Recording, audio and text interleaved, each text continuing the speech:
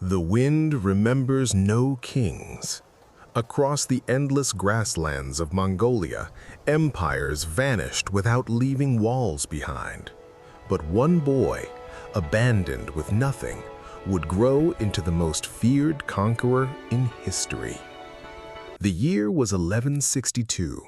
Across the frozen Mongolian steppe, winter winds swept over an ocean of grass where survival depended on loyalty, horses, and family. There were no cities to hide behind and no castles to defend you. Out here, a single mistake could erase an entire bloodline. In a small nomadic camp, a child was born clutching a dark blood clot in his right hand. To the Mongols, it was an extraordinary omen. Warriors believed such a child was destined to shed blood and command great armies. His name was Temüjin. His father, Yasugai, was a respected tribal chief of the Borjigin clan. His mother, Hoelin, that already endured a life shaped by violence, kidnapped from her own tribe and forced into marriage years earlier. Now she held her newborn son beneath felt blankets while snowstorms battered the tents outside. Temüjin entered a world where mercy was considered weakness. Boys learned to ride almost before they could walk.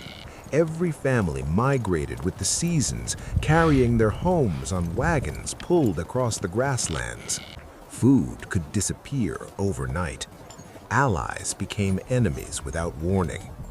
Yet for a few brief years, Temüjin knew something precious: belonging. He rode beside his father across rolling plains, watched hunters loose arrows from galloping horses, and listened as elders told stories of legendary ancestors beneath endless stars. His future seemed secure. One day, he would inherit his father's position and lead his people. But destiny was already moving toward him. When Temüjin was only 9 years old, his father arranged a future marriage between his son and a young girl named Borta, strengthening an important alliance between tribes. Leaving Temüjin with Borta's family for a short stay, Yasugai began the long journey home alone. He never arrived. Along the trail, he encountered members of the rival Tatar tribe. Recognizing him, they pretended to offer friendship and shared a ceremonial meal. Hidden inside the food was poison. Yasugai rode for days as the toxin slowly destroyed his body. By the time Temüjin was summoned home, his father was dying. The boy reached his father's side too late. The chief who had protected their family was gone, and with him vanished every promise of safety. Temüjin had no idea that this was only the beginning of his nightmare. A chief's death did more than leave a family grieving. It created opportunity. The clans that had sworn loyalty to Yasugai gathered on the open steppe, but instead of choosing young Temüjin as their future leader, they made a colder decision. They abandoned him. One by one, the families packed their wagons, gathered their livestock, and disappeared across the horizon. They took the horses, they took the sheep, they took nearly everything needed to survive. Left behind was Hoelin and her children. No army attacked them, no dramatic battle was fought. Their own people simply decided they were no longer worth protecting. For the next several years, survival became their only purpose.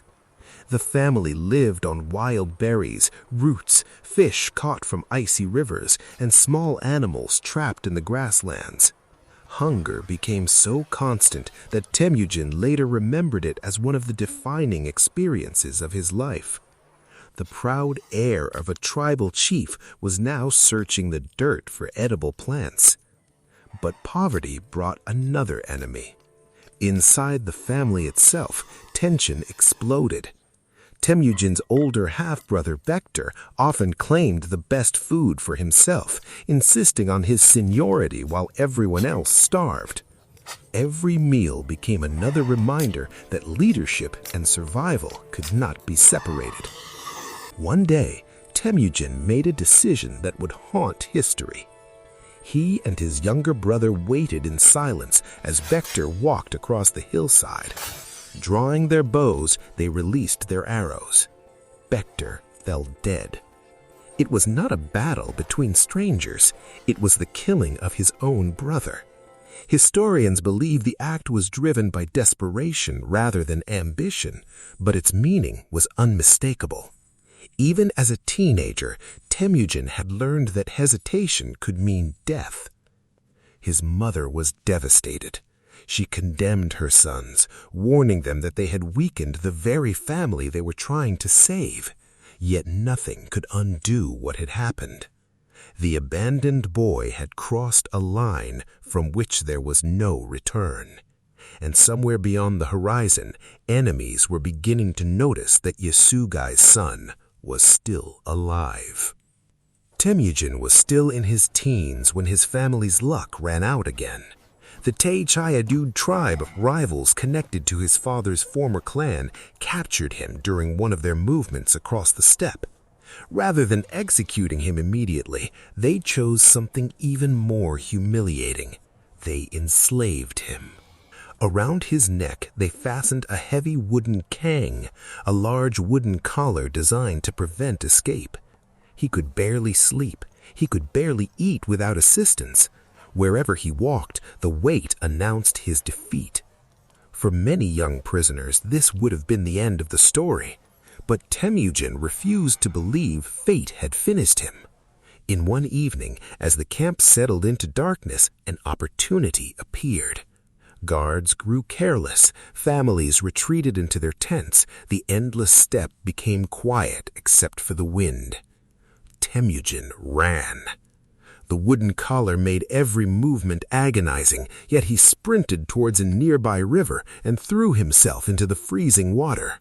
Reeds concealed most of his body while he struggled to keep the collar above the surface. Search parties passed within meters of him. Then something remarkable happened. A Temüjin tribesman named Sorkin Shira recognized the fugitive. Instead of betraying him, he made an impossible choice. Risking execution for treason, he hid Temüjin inside a wagon loaded with wool and later helped remove the heavy wooden collar. One act of compassion changed history. Temüjin escaped into the night carrying nothing, not an army, not wealth, not even a horse of his own.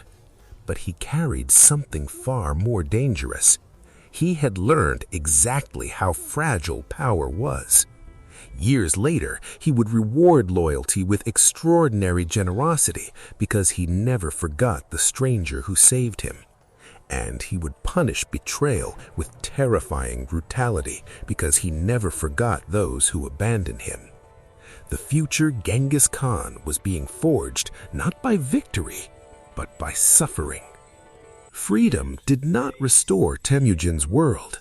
He was still poor, still hunted, still leading little more than a struggling family scattered across the grasslands. But one promise remained. As a child, he had been betrothed to Borta. Now, as a young man, he returned to claim that marriage. Their union was more than romance. It was a political alliance built on mutual trust in a land where trust was almost extinct. For the first time since his father's death, Temüjin began building something that resembled hope. That hope shattered almost immediately. The Merkit tribe launched a surprise raid on his camp before dawn. They burned tents, scattered livestock, and kidnapped Borta, taking her away exactly as Temüjin's own mother had once been abducted years earlier. History seemed to repeat itself. Most men in Temüjin's position would have accepted the loss. A poor warrior could not challenge an entire tribe alone. Temüjin chose another path. Instead of relying on bloodline, he sought allies. He rode across Mongolia asking powerful leaders for help, including Togrul, an old ally of his father, and his childhood blood brother Jamuka. Together, they assembled a rescue force and launched a coordinated attack against the Merkit. The campaign succeeded. Borta was rescued and returned home, but something even more important had happened. For the first time, warriors from different tribes willingly followed Temüjin's leadership. They were beginning to believe not in the son of Yasugai, but in the man himself.